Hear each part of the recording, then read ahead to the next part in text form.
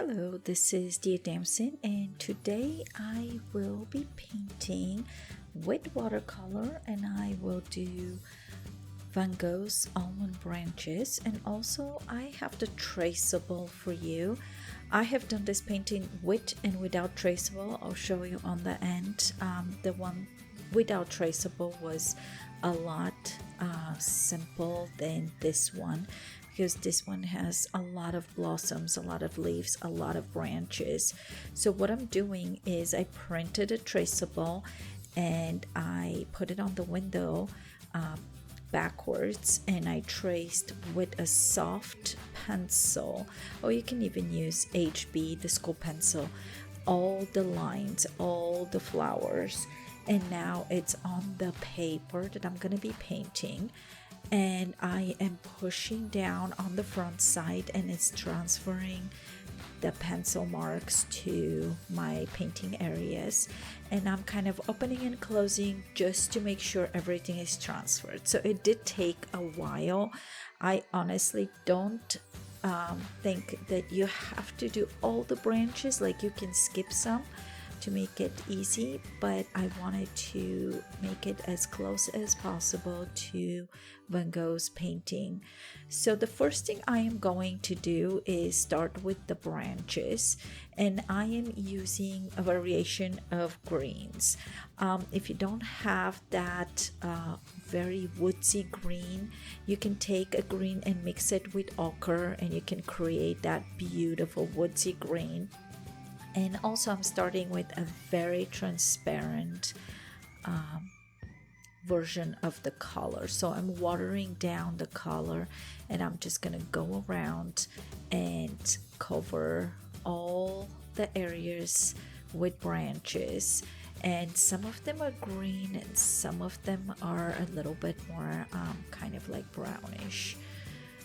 Some of them have little Van Gogh lines on them, so they're really cool. The ones that are close up, they gonna get a little more attention than the very skinny ones that are up high.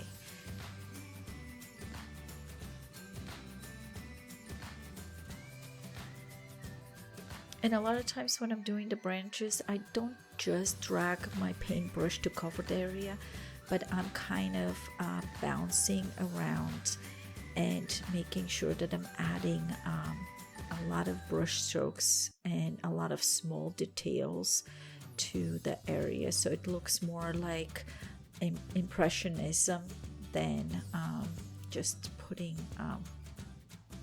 brush strokes that are more fluid.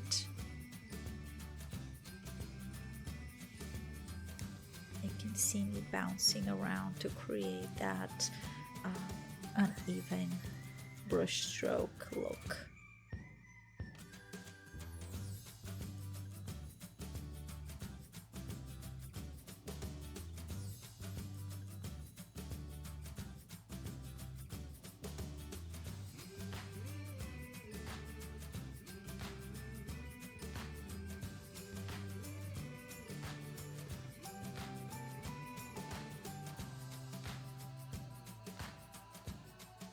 So we're gonna skip ahead, and we're going to add a little bit of yellowish white. So there's a tiny bit of yellow in the white to create that creamy kind of color.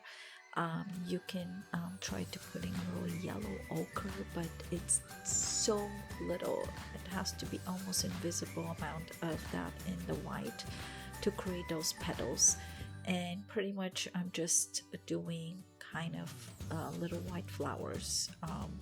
If you look at his painting, some of them you can't even tell what direction they're going in. So I'm kind of following the sketch, not overthinking it, just filling in with my brush inside those little areas where the white flowers should be. Some of them are just pushing down with the round brush, and that brush is number 6. Some of the flowers have a little bit of blue, some of them have a little bit of pink. The first thing I'm gonna do is just give them that cream color, and they have a little yellow on some of them in the center, so that will come later too. So this is the part where we start playing with the background, and the background to me, it looks like it has 50-50 importance to the actual element. A lot of times the background is kind of a feeling. This one, it seems like it's bringing that painting alive and making it really pop, and is adding to the texture and everything. So because we're using watercolor, I'm gonna start with a very transparent color, and then I am going to add few brush strokes here and there. I will emphasize on the colors, the blue colors, and I'm mixing this is a turquoise blue, and I'm mixing that with turquoise green. So these are two turquoise colors, one is green, one is blue, and kind of alternating a little bit between them because not all areas are equal. And I am not really worried because that is Van Gogh, so it's very forgiving, and just going as close as possible to those branches, just filling in any areas that looks unperfect. I will touch up later, but I'm just filling in right now, and there is a lot of filling in happening because there's so many branches. Now if I was doing this in acrylics, I will probably not gonna be worried as much. I will cover some of the little branches completely up and add them later, but when we're doing watercolor, we cannot do that.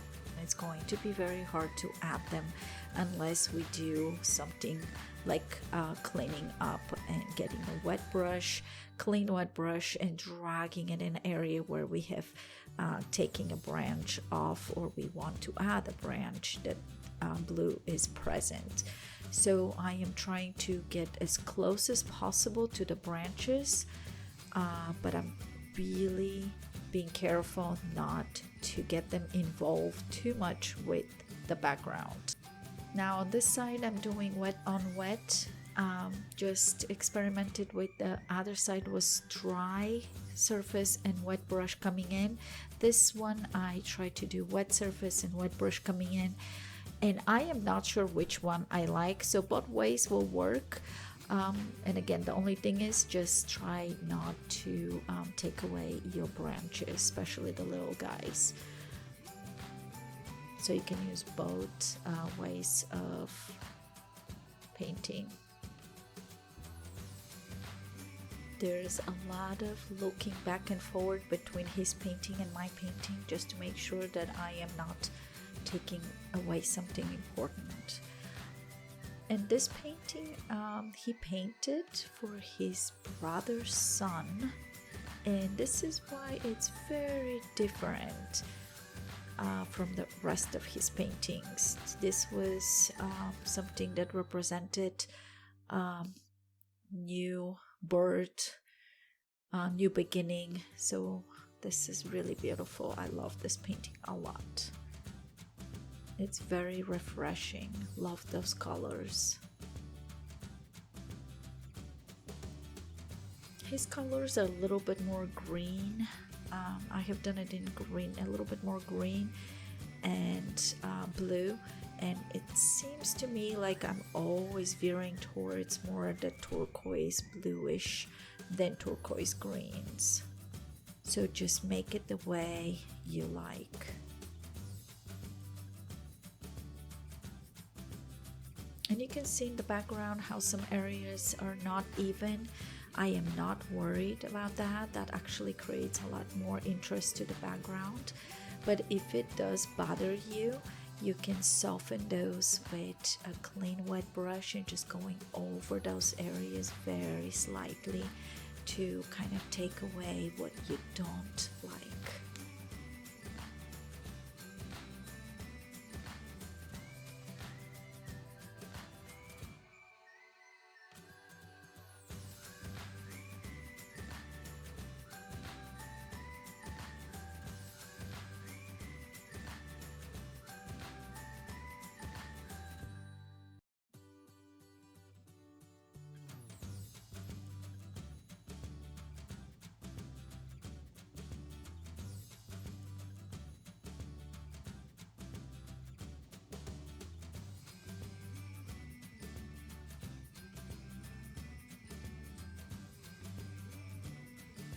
I'm going to skip ahead so you guys are not bored, but you can pause here and fill in as much as possible. So now you see a little bit more of the area that I filled in. So I'm going in for the second time, increasing the value of the color. So I'm adding more paint, less water. So I'm doing much darker version of the color.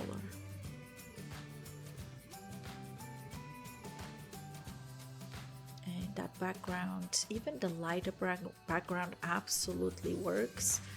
I just wanted to make it a little bit heavier, just playing around.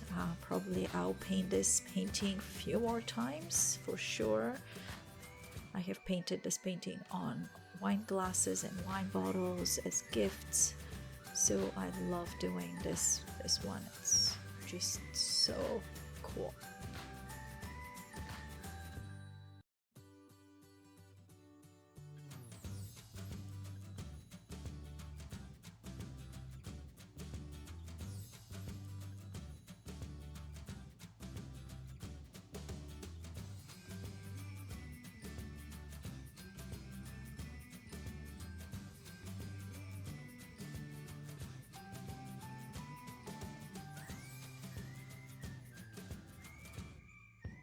I'll do another fast skip towards the end, and you can see a little bit up close the background. Now it's very bright. I'm going in with black mixed with green, and I am outlining, trying to outline the way he did, and that is going to give me more separation between the background and the foreground. So I'm looking back and forth between his and mine to make sure that I'm adding the outlines approximately on areas where he added.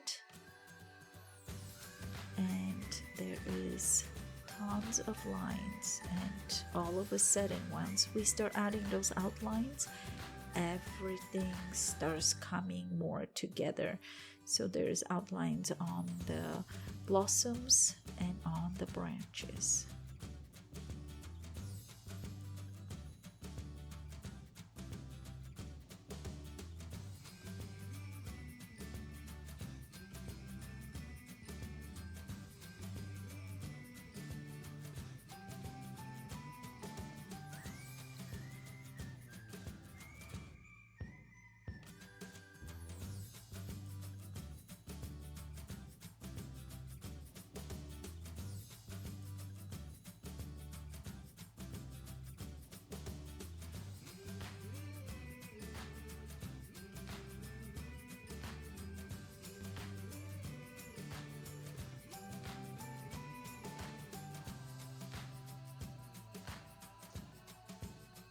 I am going to skip ahead again a little bit, and now I'm working on the blossoms, and I'm just adding a little bit of yellow in the center, not on all of them, just some of them, and that gives us a better illusion of what that is.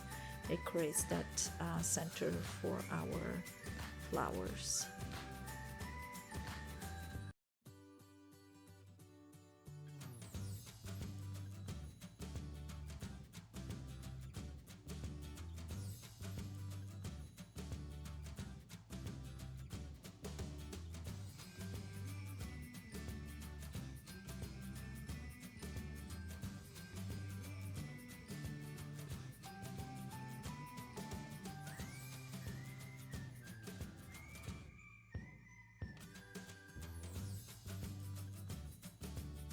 There is the less of a version, and I do like the richer one, so that was totally worth it, the time painting this and transferring it on the canvas.